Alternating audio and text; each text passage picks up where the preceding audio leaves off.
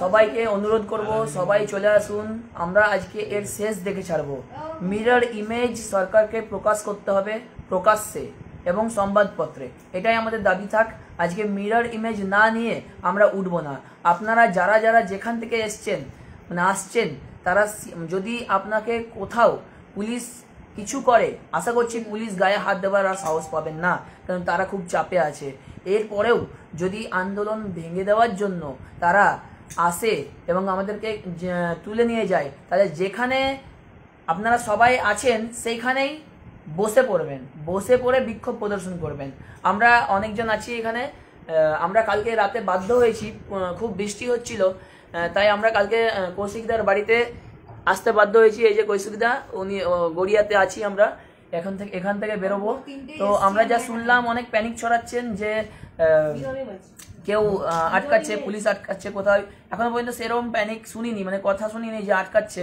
আপনারা বলছি যেখানে আটকাবে সেখানেই বসে, মানে যে কোনো গড়িয়া স্টেশন হোক, যে কোনো হাওড়া, কলকাতা, শিয়ালদা, যেখানেই হোক, আপনারা সেইখানেই বসে পড়ে বিক্ষোভ প্রদর্শন করবেন। সমাজ দেখুক যে আমাদের সঙ্গে অন্যায় হয়েছে। দেখুন, আজকে আমাদের সাধারণ মানুষ আমাদের জন্য রাস্তায় নামছে, কেন আমরা নামতে পারছি না? আমাকে ফোন করে বলছে, স্যার আজকে আমি আসতে পারছি না। কেন আসবেন না? কেন? দায়ীটা কার? চাকরিটা কার গেছে? আমার না আপনার? ওদের গেছে? সাধারণ মানুষ নামছে রাস্তায় আপনার জন্য। ভাবুন, যেমন অভয়ার জন্য হয়েছিল, সেই রকম সেম টু সেম সিচুয়েশন আমাদের জন্য হচ্ছে। সমাজ আমাদের সঙ্গে দাঁড়িয়েছে। তাহলে আপনি নিজের চাকরির জন্য দাঁড়ান, যদি চাকরিটা ফেরত পেতে চান। হিমাদিদা বলো কিছু, হাবিবদা বলো। আচ্ছা, সকলকে বলবো যে দেখুন, অনেকদিন হয়ে গেল আমি তো এসছি, আমি কিন্তু এখনো পর্যন্ত বাড়ি যেতে পারিনি। সেই দিন এসছি, এখনো পর্যন্ত কলকাতাতেই আছি। তো লড়াইটা কিন্তু আমরা সবাই করছি, সাংঘাতিকভাবে করছি। এই লড়াইটা আপনাদেরকেও করতে হবে। কোনো রাস্তা নেই। সমস্ত লয়ারের সঙ্গে আমরা কথা বলেছি। আজ 3 দিন ধরে আমি লয়ারদের পিছন ঘুরে বেড়াচ্ছি, হাইকোর্ট চত্বর চষে ফেললাম। সমস্ত লয়ারদের সঙ্গে কথা বলছি, প্রতীক ধর স্যারের সঙ্গে কথা বলেছি, আশিস স্যারের সঙ্গে কথা বলেছি, আরও অনেকের সঙ্গেই কথা বলার চেষ্টা করছি, লিগ্যাল পরামর্শ নিচ্ছি।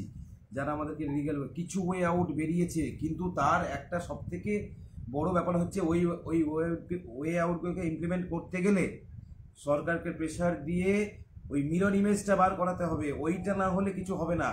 ওই মিরর ইমেজটা লাগবে। প্রত্যেকের একই কথা যে মিরর ইমেজটা লাগবে, যোগ্যদের লিস্টটা লাগবে। এটা একটা সবথেকে বড় পয়েন্ট হবে ওখানে। সেই জন্যে বারবার বলছি যে মিরর ইমেজটা বার করার জন্য যা যা করণীয় তাই করবেন। চাকরি বাঁচানোর আর কোনো রাস্তা নেই। এবং প্রত্যেকটা লয়ারই কিন্তু বলে দিচ্ছেন যে আপনারা এখন এই মুহূর্তে মাইনাসে দাঁড়িয়ে আছেন, শূন্যতেও না, মাইনাসে দাঁড়িয়ে আছেন।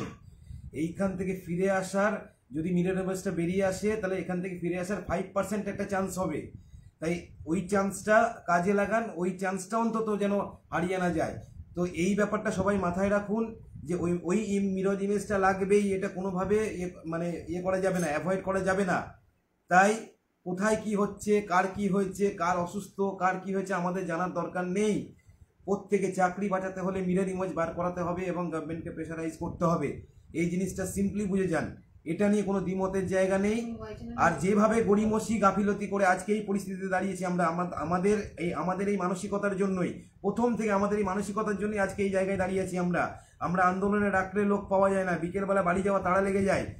ওয়াই চ্যানেলে আমরা যে সময় ছিলাম, সে সময় 3জনও থেকেছে রাতের বেলা, তিনটে মানুষ শুধুমাত্র ওয়াই চ্যানেলে থেকেছে। পরিস্থিতি যদি এরকম হয়, তাহলে তো আমাদের সঙ্গে এটা হয় স্বাভাবিক। এটা তো আমরা ডিজার্ভ করি আজকের এই সিচুয়েশনটা। তার কারণ হচ্ছে আপনারা বাড়িতে বসেছেন, দীর্ঘদিন এমএল বাঁচিয়েছেন। সেই এমএলগুলো কোথায় যাবে এখন বলুন আমাকে? যে এমএলগুলো এতদিন ধরে বাঁচাচ্ছেন, ফোন করছি যে আসছো না কেন, দেখছি স্কুল করছে, এমএল বাঁচাচ্ছে, সিএল বাঁচাচ্ছে। সেই এমএল সিএলগুলো এখন কোথায় যাবে বলুন? এমএল সিএলগুলো কি বাঁচিয়ে কি হলোটা কি? এখনো কি ওগুলো ভাবছেন? তাহলে আপনাদের মানসিকতা এখনো চেঞ্জ হবে না কেন?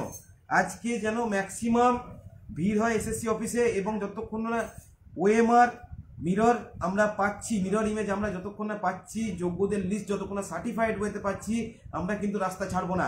এইটা মাথায় নিয়ে বেরিয়ে আসুন এবং সেইভাবে মেন্টাল প্রিপারেশন নিয়ে বেরিয়ে আসুন। বাহানাগুলো ছাড়ুন। অনেক বাহানা করলেন, এই বাহানা করতে করতে কিন্তু আজকে সবাই পথে বসে গেলাম। এই বাহানাগুলো ছাড়ুন এবং এই পথ থেকে রাস্তা খুঁজে আমাদের এই চাকরিটা ফিরিয়ে আনতে হবে। এই জিনিসটা মাথায় রাখুন। আর বেশি কিছু বলছি না। বলো।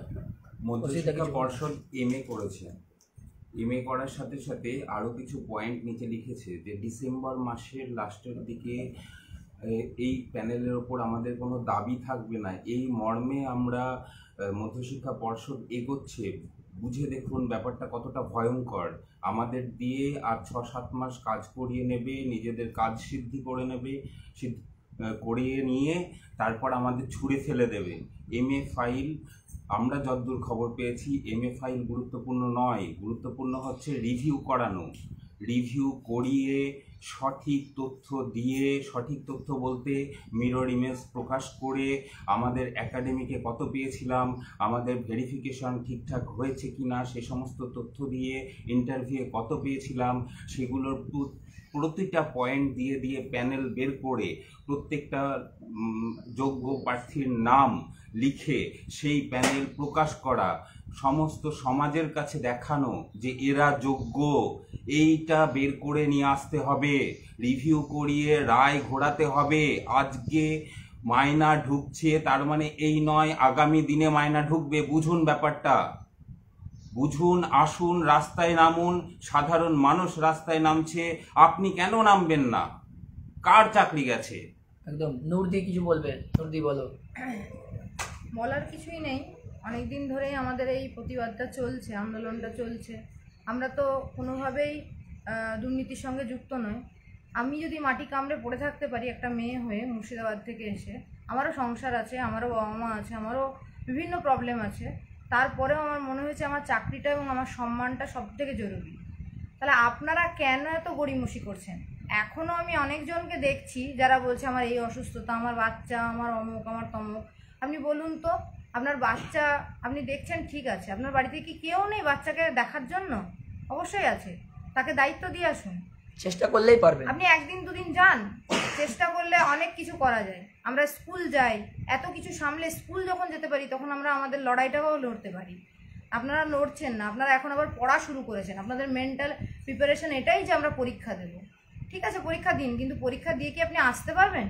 আপনি জানেন, মুখে হাত দিয়ে বলতে পারবেন যে না আপনি আবার ফিরে আসতে পারবেন? আর পরীক্ষাতে যে আবার কোনো দুর্নীতি হবে না এটার কি গ্যারেন্টি আছে? তার থেকে ভালো আমরা রিভিউ পিটিশন করিয়ে রায়টাকে ফিরিয়ে আনা।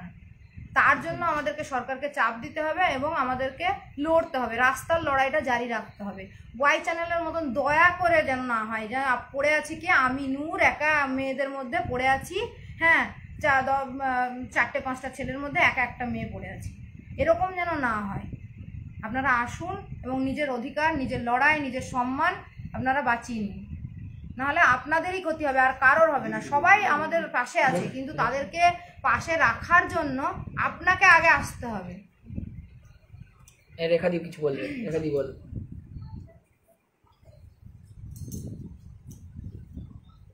সবাইকে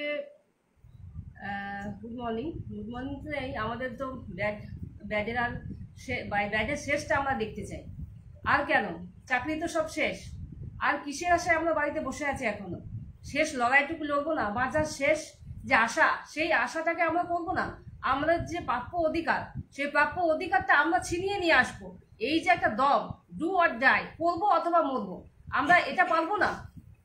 আমাদেরকে আজকে এটা বুঝিয়ে দেওয়া হচ্ছে, বা কিছু একটা বুঝিয়ে দেওয়া হচ্ছে। এমএ ফাইলে একটা কিছু লেখা আছে, আপনারা স্যালারি ঢুকবে এই আশাতে আপনারা স্কুলে যাচ্ছেন, মানে কিছু একটা আপনাদেরকে ললিপপ খাইয়ে দেওয়া হচ্ছে, আপনার সেই ভরসাতে আপনারা কি করে যাচ্ছেন?